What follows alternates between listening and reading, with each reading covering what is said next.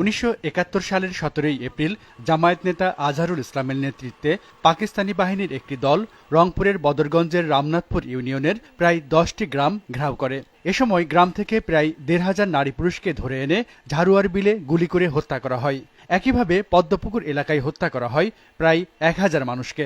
আমাকে রাইফেল দিয়ে ডাঙ্গে আমাকে ফেলে দিয়েছে, মাটি ফেলে দিয়ে আমাকে গুলি করছে। দুইটি দল দুই দিক থেকে এসেছে। একটি দলের নেতৃত্ব দিয়েছে পার্বতীপুরের অবাঙ্গালী বাচ্চু খান, আর একটি রংপুর থেকে দল এসেছে।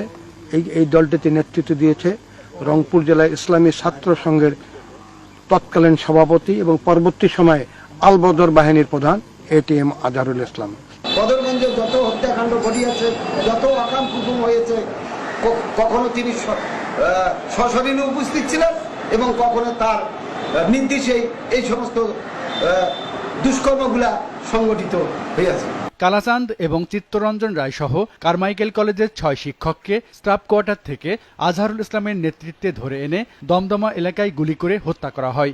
সেই সময় ওনার নেতৃত্বে কারমাইকেলের 6 জন বুদ্ধিজীবীকে হত্যা করা হয়। রংপুর টাউন হলে নারী নির্যাতন ঘাঁটির মূল হোতাও ছিলেন জামায়াত নেতা আজহারুল ইসলাম। শত শত নারীকে ধরে এনে ধর্ষণের পর হত্যা করে টাউন হলের পাশেই একটি গর্তে ফেলে রাখা হয়। রংপুর শহরে এবং আশেপাশের গ্রাম থেকে সুন্দরী মেয়ে এবং যুবকদের নিয়ে এসে তারা খানসেনাদের সহায়তা করার জন্য টাউন হলে নির্যাতন করার জন্য সহায়তা করেছে। মুক্তিযুদ্ধ চলাকালে আজহারুল ইসলাম ইসলামী ছাত্র সংঘের রংপুর জেলা শাখার সভাপতি ছিলেন।